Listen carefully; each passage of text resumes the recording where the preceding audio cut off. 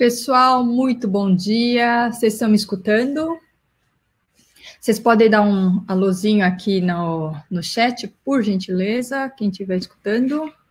Bom dia.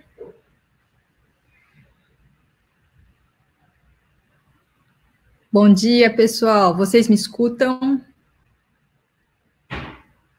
Podem sinalizar aqui no chat para mim, por gentileza?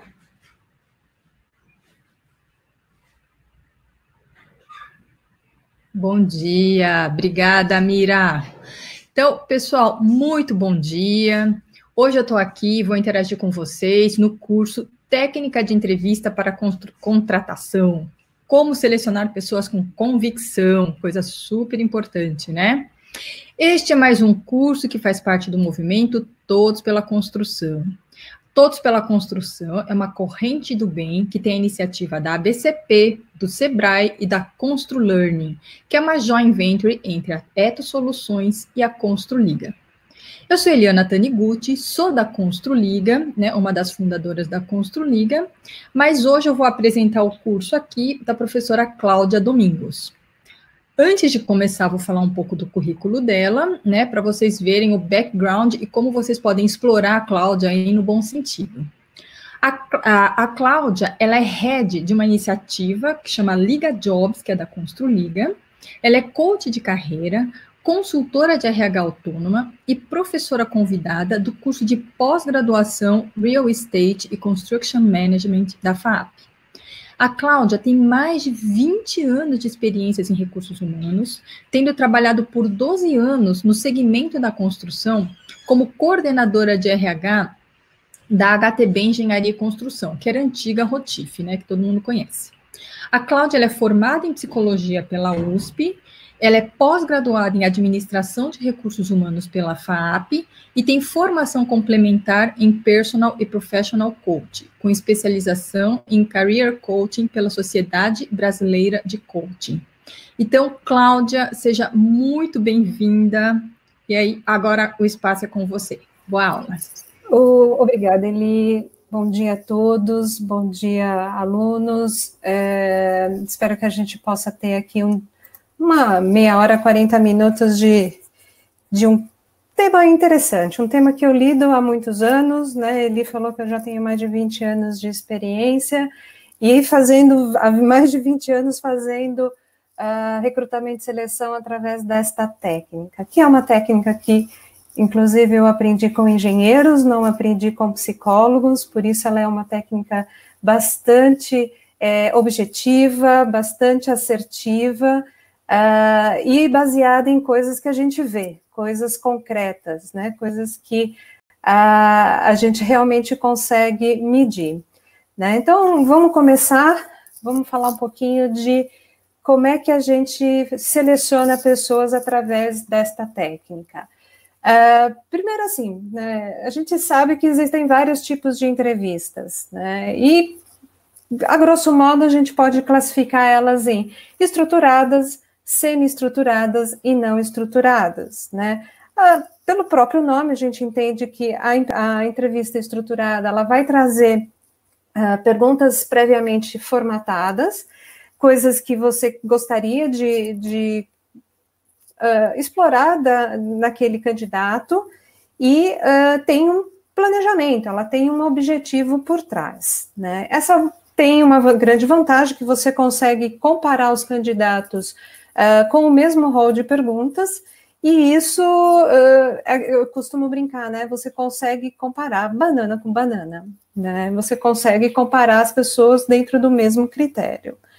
Na entrevista não estruturada, é quase um bate-papo, quase não tem nenhum roteiro, a conversa flui livremente, e, assim, ela tem uma vantagem, porque ela acaba sendo uma entrevista bastante informal, bastante gostosa de participar, é quase uma conversa, dá um pouco mais de liberdade para o candidato, para ele se expressar.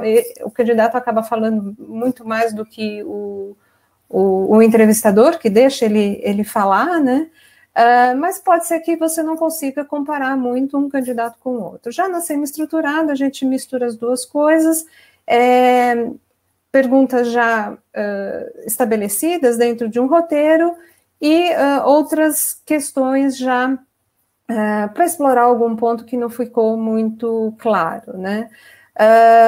Também é uma boa alternativa quando você quer comparar critérios semelhantes entre os candidatos e ainda ter informação adicional. Qual é a mais indicada, né? Quando a gente vai pesquisar um pouquinho mais a fundo, e através de pesquisas acadêmicas, a gente consegue identificar que as entrevistas que são estruturadas, elas têm mais validade do que as não estruturadas para prever o sucesso da contratação.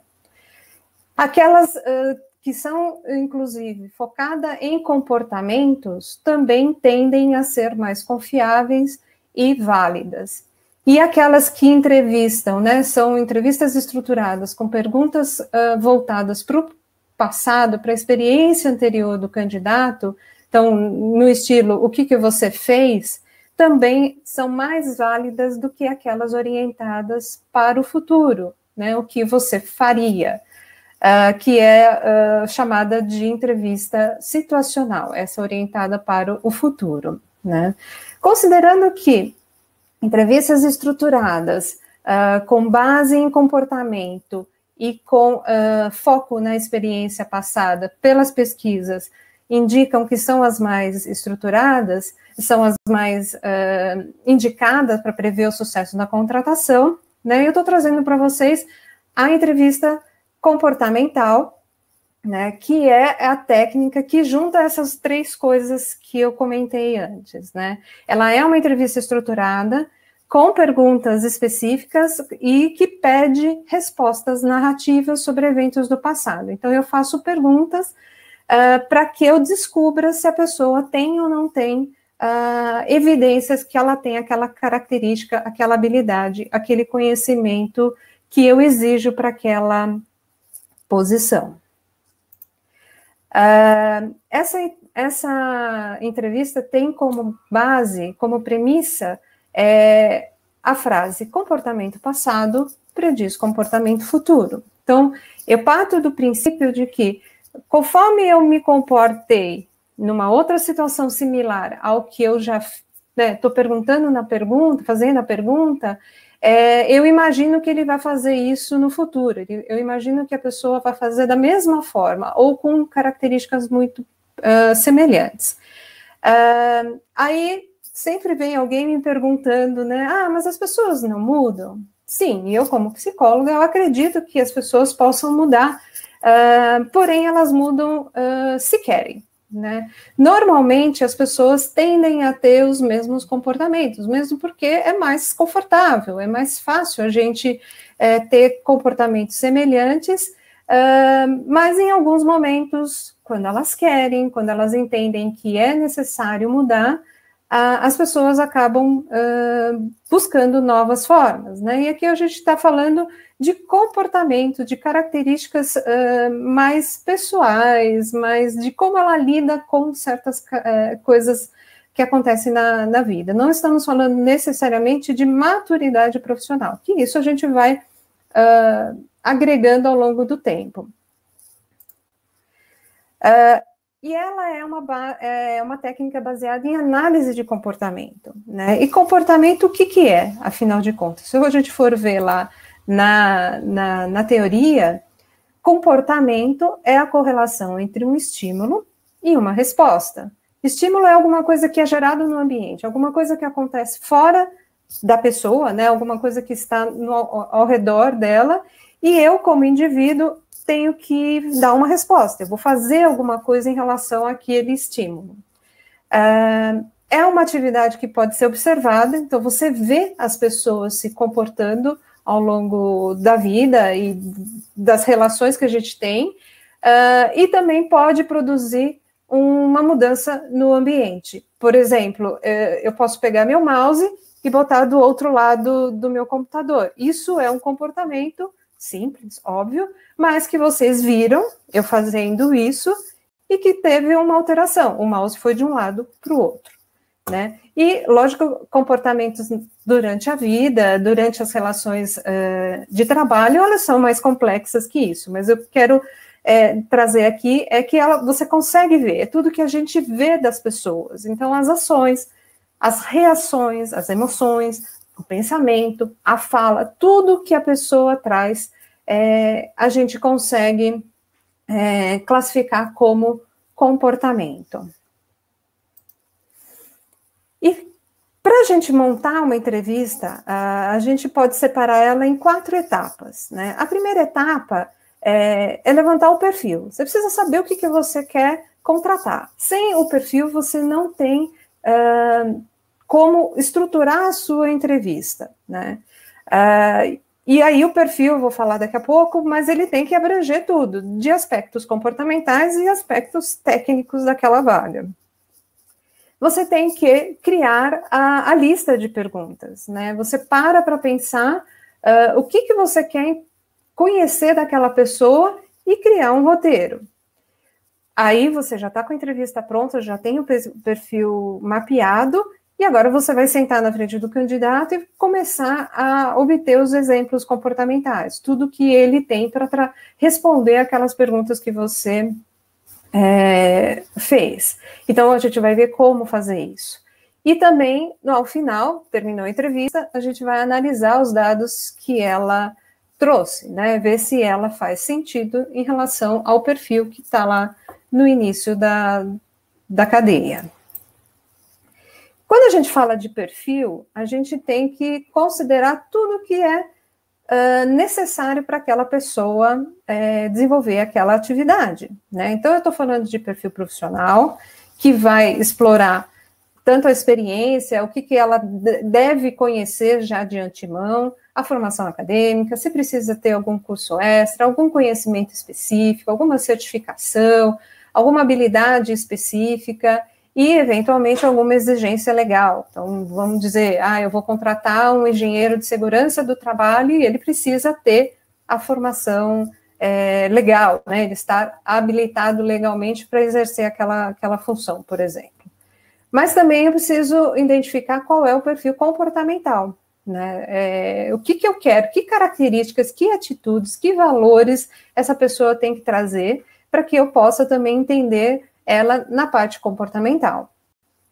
Os outros itens têm muito a ver com o que você também vai passar para o candidato, né? Então, as condições de trabalho, o que ele vai fazer, quais são os valores da empresa, quais são as responsabilidades que ele tem que ter, quais são as entregas desejadas, o que você espera que ele entregue, né? Para investigar se ele tem condição de atender a sua necessidade.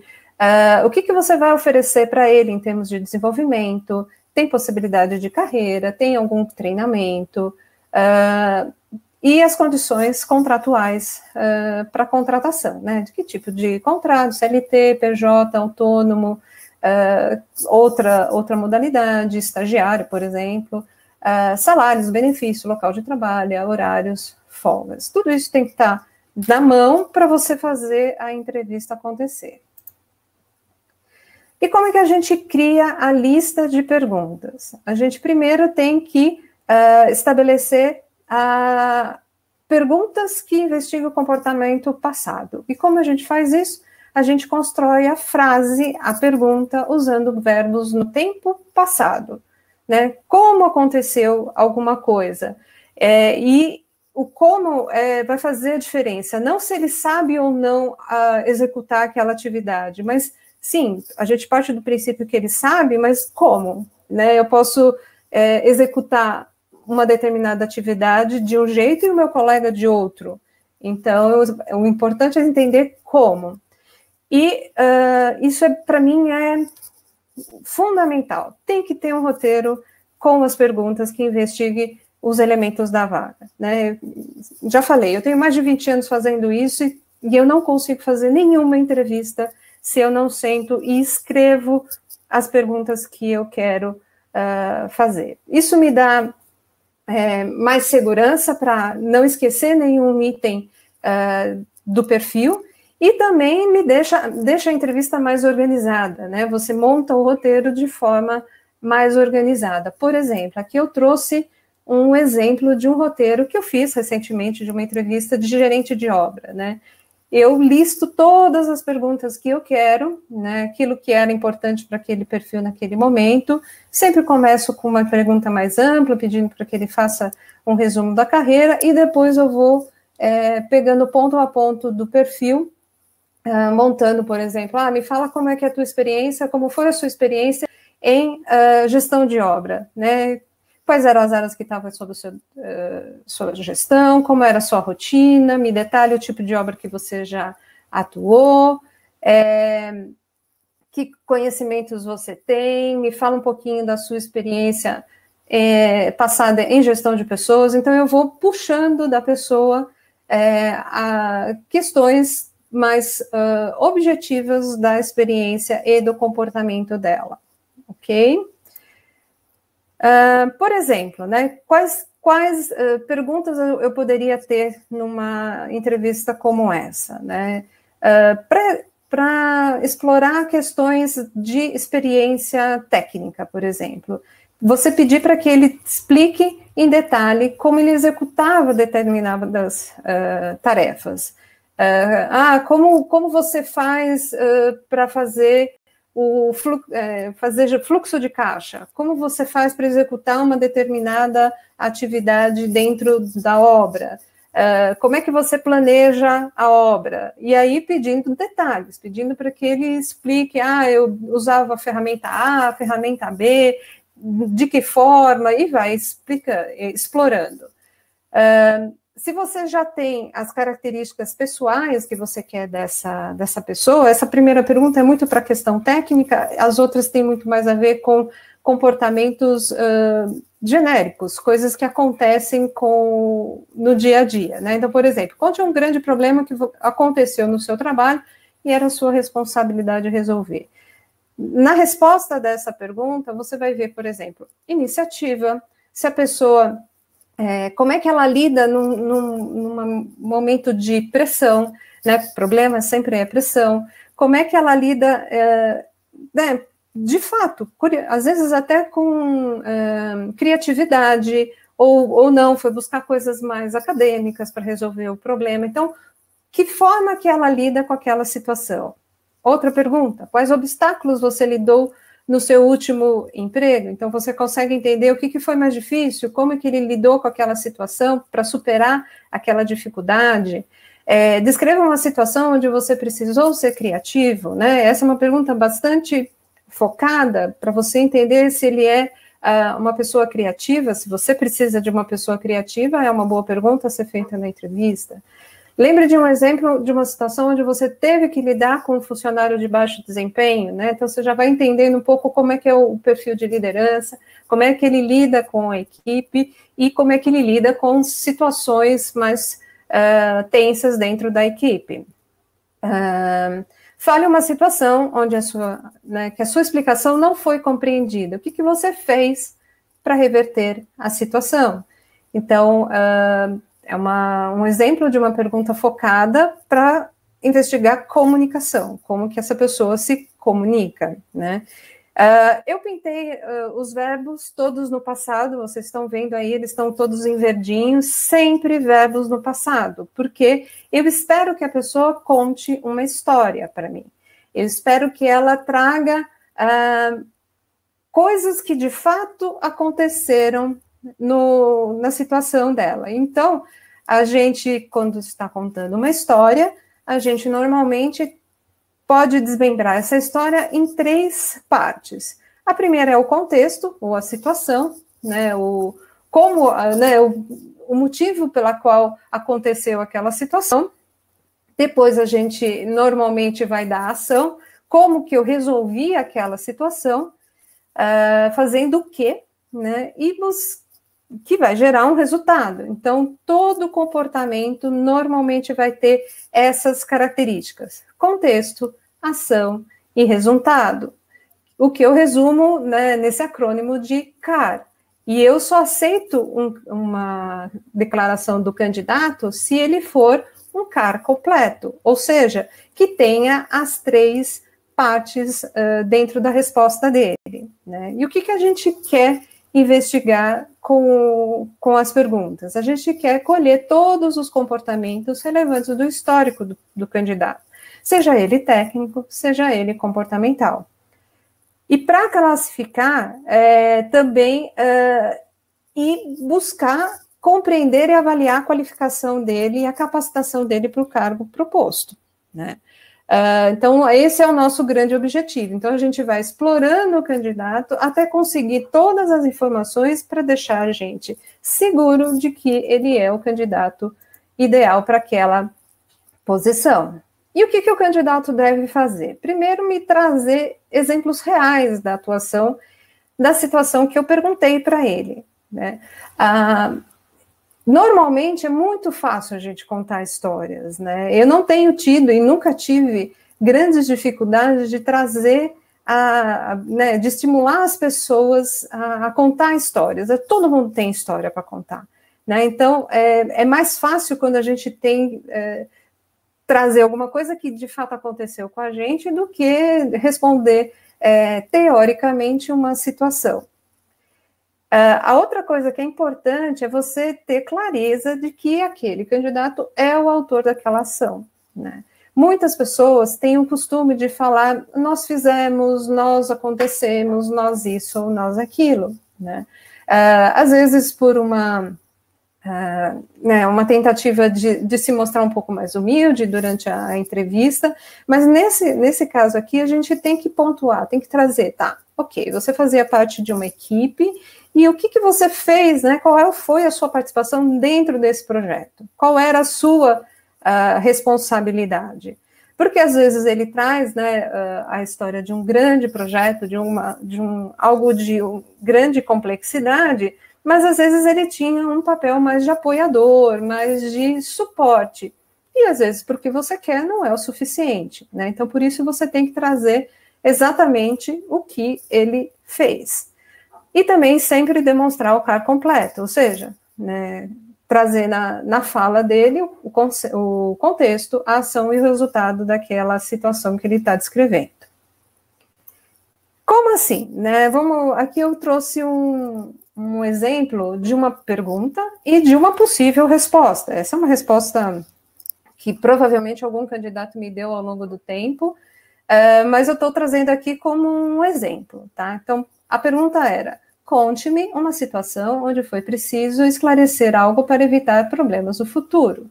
E o candidato respondeu: alguns funcionários estavam apresentando problemas, existiam algumas diferenças entre eles, não estavam trabalhando como uma equipe preocupada com o resultado. Chamei-os separadamente para uma reunião para tentar entender o que estava acontecendo e aconselhar.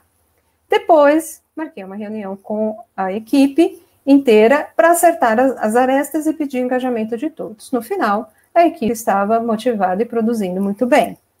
Então, esse foi a resposta, e vamos entender o que é contexto, o que é ação e o que é o resultado nessa resposta.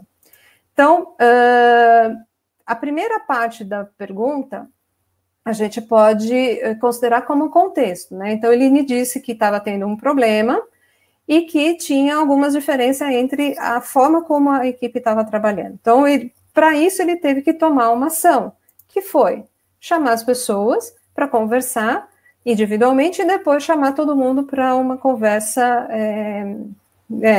em grupo, né, uma reunião completa com a equipe toda, e pedir o engajamento de todo mundo. E aí ele me trouxe o resultado, dizendo que a equipe começou a produzir melhor e estava bem motivada. Então, esse é o que vem de um candidato. Pode ser que ele não venha tão didaticamente nessa ordem. Às vezes eles esquecem de falar o contexto, vão direto para a ação. Às vezes eles trazem o resultado primeiro. Então, a gente tem que estar atento a buscar as três coisas. Ele não disse o resultado e pergunta no final. Ah, legal. E essa ação deu qual resultado? O que aconteceu no final? Mas né, ele não tem o contexto. Ah, mas o que aconteceu para você tomar essa ação? Né? Qual foi o motivo da tomada de ação? Então, com isso, a gente consegue ver o comportamento inteiro e podendo avaliar se tem ou não tem as características que a gente quer para a nossa vaga. Ao final, a gente tem que fazer a análise das respostas desse candidato e começar a ver se há correlação entre o que o candidato fala e as necessidades que eu tenho em relação à vaga, né? Tudo que ele disse faz sentido com o perfil que você tem? Ele tem todos os conhecimentos que você gostaria? Ele tem as características pessoais adequadas para executar aquela posição, estar naquela vaga? Qual é a postura dele, o estilo, faz sentido com o que você está buscando? Caso ele não tenha 100% das características, né, técnicas da vaga, ou eventualmente comportamentais, vale a pena treinar? Né? Quanto que isso vai custar? Quanto tempo vai levar? Quanto tempo eu vou ter essa pessoa pronta para produzir para mim do jeito que eu gostaria?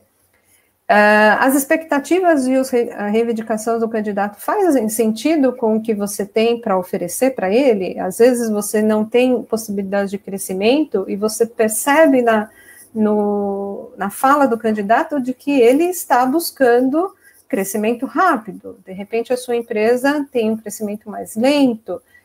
Isso tem que estar claro, você tem que trazer a pessoa dentro do mesmo contexto. E você acha que a contribuição que esse candidato pode trazer para a empresa é a necessária, é suficiente para o que você vai produzir, né? Então, às vezes, eu já fiz isso de pontuar as respostas. Eu crio um critério de uma pontuação, por exemplo, de 0 a 3. 0, ele não tem aquela característica, e 3, ele supera todas as necessidades daquele ponto. Você pode pontuar, né, cada característica ou cada pergunta, e depois, no final, você tem lá uma nota para aquele candidato. Quando você tem uma nota do primeiro candidato, você pode comparar com o segundo candidato. E esse critério, né, é muito amplo, cada um tem o seu. Eu normalmente faço de 0 a 3, porque acho que é uma forma mais simples, mas pode ser um tiquezinho, 2 tiquezinhos, um xizinho, ele não tem a característica, um tique ele tem, e 2 tiques ele supera, e assim por diante. Ok? O que eu tinha para falar é isso, né? Gostaria agora de saber se alguém tem comentários, se alguém gostaria de fazer alguma pergunta.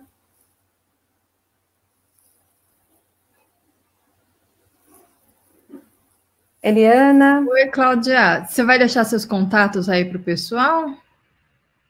Vou sim. Em seguida, está aqui meus contatos.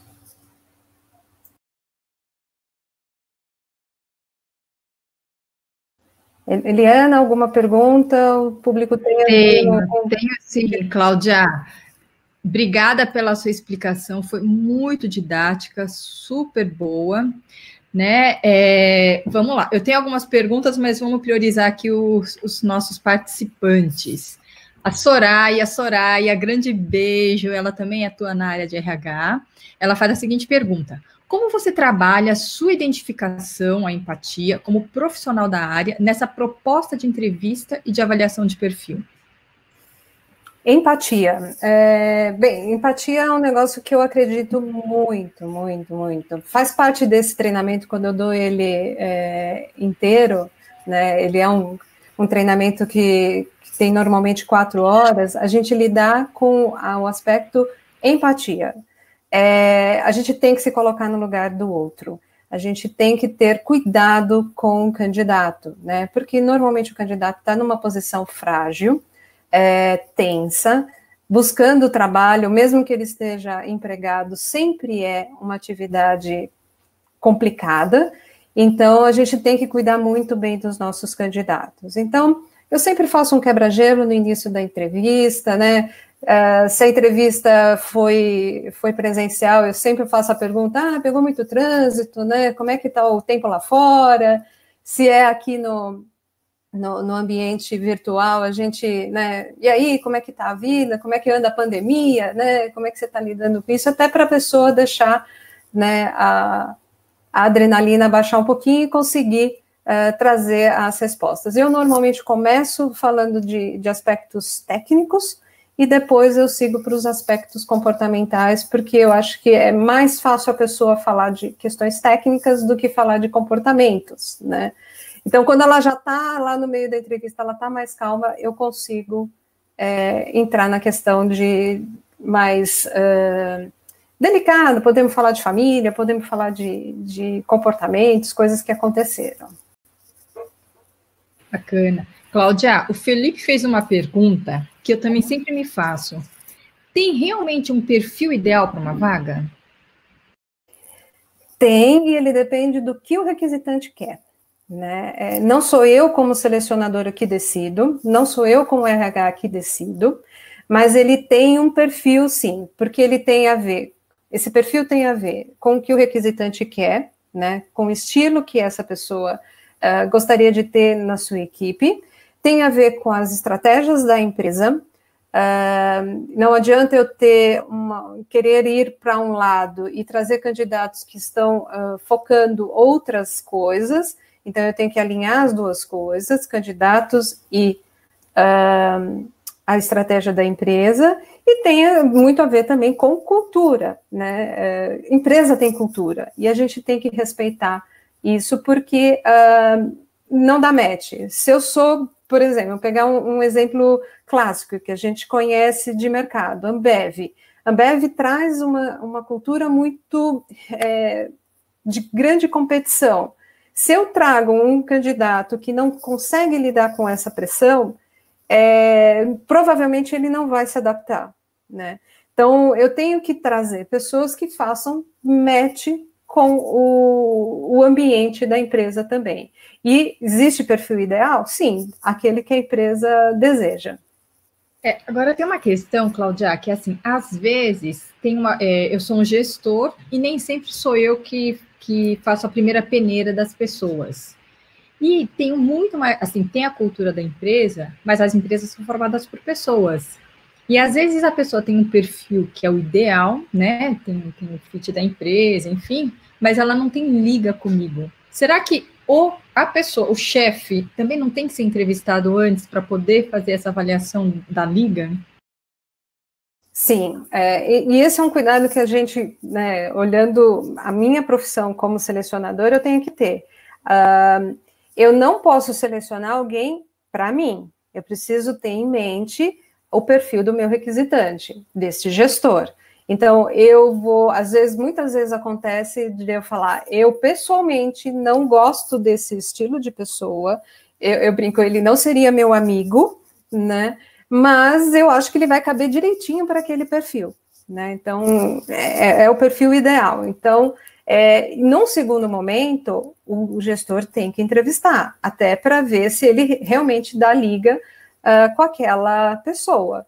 Então, eu faço o meu trabalho, eu entrego algumas pessoas para o requisitante, normalmente, né, varia de 2 a 4 pessoas, normalmente o trabalho do RH é assim, ou de uma consultoria de RH, e o gestor decide entre aquelas 3, 4 pessoas, aquele que tem mais a ver com o estilo dele. Mas eu entrevisto o gestor, eu entendo o que o gestor tem como características, e dentro daquele perfil ideal, o perfil do gestor faz muita diferença, né? Então, sim, eu tenho que fazer o match das duas coisas. Tá certo. A Natasha fez uma pergunta aqui também que é interessante, né? Às vezes a gente entrevista alguém que tem uma habilidade verbal muito boa e ela é cativante, envolvente, te conta histórias muito bacanas, e às vezes ela pode falar acima do que ela é, ou às vezes ela pode mentir sobre as informações. Como é que você reconhece isso, Cláudia? Como a gente está falando de contar histórias, e histórias normalmente você tem que voltar, né, na tua memória para buscar as informações, a tendência é que você traga informações corretas, informações que de fato aconteceram, porque você começa a puxar por detalhes, né? Você vai, mas como é que você fez isso? Me conta direito. Como é que você faz determinado trabalho, né? Então a pessoa às vezes muito bem treinada para fazer entrevista, mas nessa técnica a gente consegue pegar principalmente pelas incoerências, né? Se a pessoa traz no início da fala uma determinada coisa e depois ela muda, provavelmente aquilo não é o que de fato aconteceu, né? Então, essa é uma das técnicas que diminui um pouquinho a possibilidade da pessoa mentir. Ela elimina completamente? Não, não elimina. Né? Não existe técnica de entrevista que elimine 100%, acho que só com aqueles aparelhinhos de detector de mentira junto na entrevista, mas entrevista mesmo, sempre vai ter, a gente vai ter que confiar que a pessoa está falando minimamente a verdade. E olhe lá quando você coloca o detector, porque tem gente que já consegue driblar isso, hein, Cláudia? Agora, é assim, você falou que a gente vai aprofundando algumas questões para ver se a pessoa em algum momento entra em contradição, né? Agora, eu posso, no meu roteiro, também deixar estruturado coisas que perguntem as mesmas coisas de forma diferente, que é uma maneira de ver se ela dá as mesmas respostas ou se ela muda, não? Sim, essa é uma boa estratégia. E também, além de você perguntar sobre o mesmo tema de maneiras diferentes, você pode também perguntar o lado negativo daquilo. Por exemplo, se você quer saber como é que a pessoa negocia, né? A gente está fazendo a contratação de um comprador, né? Então, compradores negociam volumes, negociam contratos, negociam valores daquele montante. A gente pode pedir para ele uma negociação de sucesso e também uma negociação que não teve sucesso, né? Com isso, a gente também mapeia a forma como ele lida com a frustração de não conseguir realizar alguma coisa. Então, me traz aspectos de bons resultados e resultados que não saíram conforme você gostaria, né? E você estrutura a tua pergunta, teu roteiro para pegar as duas coisas, né? As incoerências e a forma de lidar com as coisas não tão positivas. Porque ninguém gosta de falar o negativo, né, na hora da entrevista. Todo mundo é lindo, perfeito, maravilhoso. E o Lupercio fez uma pergunta muito relacionada a isso. Ele pergunta assim, você nunca pergunta os pontos negativos que o entrevistado tem? Sim, nesse sentido, né? Resultados que não foram positivos, negociações que não deram certo, ideias que ele sugeriu e que não deu liga com a empresa. Então, eu pergunto sim. Normalmente eu faço. Ela é, de fato, normalmente muito positiva, mas pelo menos tem 2 ou 3 perguntas para falar do lado negativo. Mas eu não faço aquela clássica pergunta, me conte 3 defeitos e 3 qualidades. Esse tipo de pergunta eu não faço. Não faz parte da metodologia, e também eu acho que não me traz muitas características, né? Traz aquela coisa que a gente aprendeu, né? Eu vou falar, o meu defeito é que eu sou extremamente perfeccionista e acaba virando um defeito, né? Então, as pessoas aprendem. Eu tiro os negativos do discurso, né? Vou dar um exemplo que de fato aconteceu de uma contratação que eu fiz há muito tempo atrás. Eu perguntei para a pessoa como é que ele lidava com a equipe, e ele logo de cara me trouxe alguma coisa assim, eu sou um pouco truculento. Aí você fala, oi? Como assim truculento? Não, eu sou firme com a equipe, eu exijo muito, né? Então, quando ele usa truculento, é uma palavra forte. Então, ele não é só um cara exigente, ele é um cara difícil de lidar, né? Então, aí já acende a luzinha vermelha e a gente começa, opa, aqui pode ser um problema. Se eu não tenho esse ambiente, né? Em outros ambientes, ser truculento é necessário, né? Naquele ambiente onde eu estava selecionando, ser truculento não seria uma característica tão positiva assim. Bacana. Cláudia, engraçado que hoje de manhã eu estava lendo um artigo e ele falava justamente da forma de fazer perguntas. E o tempo verbal, embora seja um detalhe, ele é muito importante, né? Como você bem colocou. Então, eu estava lendo que quando você pergunta no futuro, a pessoa coloca muito do seu desejo e não da sua experiência. Então, pode acabar vindo coisas maravilhosas, enfim, coisas que a gente gostaria de construir e não necessariamente vai conseguir, né? Agora, pensando em quem é jovem, eu acho que essa metodologia me parece ser muito bacana para quem já tem uma vivência, uma experiência, que consegue compartilhar aí com o entrevistado. Agora, se eu sou jovem, mal tenho experiência, estou em busca da minha primeira experiência, você vai me perguntar de situações, será que você realmente vai conseguir me avaliar suficientemente bem para fazer uma boa contratação?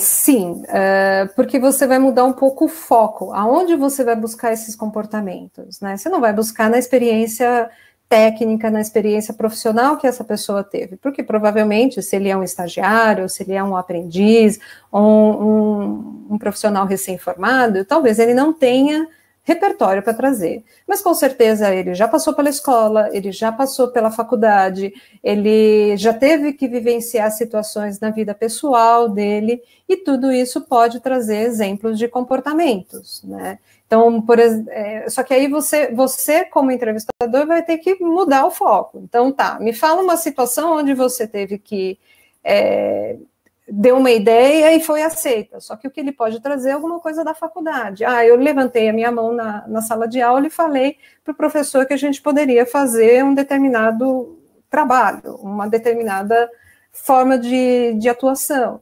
Então, a gente está mudando o foco, aonde a gente vai buscar, mas os comportamentos vão acontecer de maneira muito semelhante às questões que vai acontecer no ambiente profissional. E como é que você avalia, dentro desse contexto, a gente às vezes traz cases que acontecem na nossa realidade, no nosso dia a dia do trabalho, e pede soluções para essas pessoas? Quer dizer, eu não estou perguntando do passado, mas eu estou tentando avaliar como ela se vira diante de determinados imprevistos. Como é que você enxerga isso dentro de uma entrevista? Aí a gente está falando de uma outra metodologia, né? Eu posso trazer, por exemplo, situações de simulação, né? Que não é exatamente essa metodologia de perguntar coisas do passado, mas que continuam trazendo informações de comportamento. Então, por exemplo, eu posso colocar a pessoa diante de uma tarefa para que ela me traga a solução para aquele problema. Normalmente eu faço esse tipo de prova em dinâmicas, né? Quantas vezes eu fiz simulação do que a pessoa vai fazer? Então, por exemplo, ele é um vendedor. Eu peço para que ele venda alguma coisa para mim, né? Então, ali eu estou vendo os comportamentos. Não é do passado, mas é a forma como ele aprendeu ao longo da vida a lidar com aquela situação. Eu posso também, dentro dessa situação, pedir respostas. Eu lembro de situações de dinâmica com estagiários que a gente pedia para que eles projetassem um shopping. E aí o shopping podia ter qualquer coisa. Aí vinha as coisas mais engraçadas e mais estapafúrdias, porque a criatividade ia longe. Então, eles podiam exercitar ali o que eles quisessem, né? Só que o que a gente estava olhando também? A gente estava olhando a forma como ele se organizava, como ele lidava com as pessoas do grupo onde ele estava, se ele tinha mais liderança do que o colega, se ele tinha uma postura mais, ok, tudo bem, eu aceito, vamos fazer desse jeito, sem muita iniciativa. Então, são outras formas de buscar o comportamento. A entrevista ela é muito eficaz, porém ela não é a única forma, né? Bacana. Cláudia, você falou que tem 20 anos de experiência em contratação, você acredita muito nessa metodologia aí de perguntas, né, entrevistas estruturadas, perguntando experiências do passado. Fala um pouco para a gente da sua experiência, qual que é a eficácia ao aplicar uma metodologia como essa que você está sugerindo. Eu realmente sou uma grande defensora dessa metodologia, porque de fato eu vejo o resultado. Né? Eu vou trazer, por exemplo, agora que venho atuando dentro do Liga Jobs. Né? Dentro das vagas que a gente já trabalhou para o Liga Jobs, eu tive uma assertividade de mais de 90%. Né? Apenas 2 vagas eu tive que repor a pessoa. Por quê? Uma, porque de fato não deu liga, não foi a melhor escolha entre as pessoas que eu encaminhei para o cliente. Realmente a escolha foi ruim, não deu certo. E a segunda pessoa depois investigando um pouco com a gestora de RH, entendendo um pouco o que aconteceu, a gente percebe que foi uma resistência do gestor da pessoa. Ele provavelmente não foi envolvido na contratação, e quando chegou o profissional para trabalhar com ele resistiu. Então, em pouco tempo, ele acabou, não dá certo, demitiu a pessoa e trouxe alguém da confiança dele. Então, assim, eu acredito sim, dá resultado se a entrevista é bem conduzida e você entende de fato como é que aquela pessoa funciona, é uma boa técnica. E eu consigo, por exemplo, selecionar uma pessoa só através da entrevista, né? Só fazendo a entrevista. Bacana. Cláudia, explica para a gente agora, fala um pouquinho do Liga Jobs. O que é isso? Como é que a gente pode se inserir aí nesse Liga Jobs? O Liga Jobs, ele nasceu como uma iniciativa para aproximar as empresas dos candidatos, né? Inicialmente foi um trabalho muito bacana que o Marco Ador fazia, né, por tentar ajudar as pessoas da relação dele. Ele publicava as vagas dentro das redes sociais dele e tentava achar, né, fazer o match entre as pessoas. Depois, isso foi crescendo, foi tendo a necessidade de alguém com uma experiência um pouco mais voltada no assunto, e apareceu eu, né, e a gente vem fazendo essa parceria já há algum tempo. Então, eu trago a minha experiência de recrutamento e seleção de construção para ajudar as empresas a acharem os seus colaboradores, né? A gente tem um banco de dados muito grande já, onde a gente consegue captar pessoas com diversos perfis, e, né, às vezes, né, volume significa resultado, então a gente consegue, dentro do volume, identificar as pessoas com as características mais adequadas para aquele negócio, e a gente consegue trazer, por causa da experiência em construção, a assertividade, né? Porque eu não preciso que me expliquem o que é fazer projeto, o que é executar uma obra. Então, eu consigo rapidamente entender qual é o perfil que a pessoa está precisando, né? Então, e aí o Liga Jobs, ele tem essa missão, né, de divulgar vagas, muitas vezes gratuitamente, para ajudar a nossa comunidade, e também ajudar o empreendedor, o dono da empresa, o gestor que não tem um RH, por exemplo, estruturado, uma construtora, um fornecedor de produto da construção civil. Então, a gente abarca toda a cadeia, né, de escritórios de arquitetura, de gerenciadoras, de construtoras, incorporadoras, e a indústria também, a gente pode atender, para buscar no mercado pessoas capacitadas para fazer aquilo que ela precisa. Legal, então fica a dica aqui. Recrutadores e candidatos, Liga Jobs é uma ótima ferramenta, porque ela é específica para o setor da construção, né? Isso mesmo. Então, tá certo. Então, pessoal, a gente vai encerrando por aqui. Agradeço aqui a presença e participação de todos, da Claudinha. Esse daqui foi mais um curso do movimento Todos pela Construção.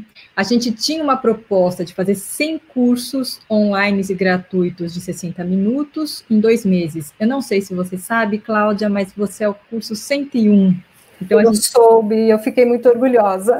Então, a gente passou a meta, a gente dobrou, né? A gente não dobrou, mas a gente vai oferecer mais de 100 cursos, dado o sucesso, e a gente percebe que tem aí uma necessidade, uma demanda aí por maiores conhecimentos, e por outro lado, a gente tem várias pessoas que querem compartilhar aquilo que já sabem, né?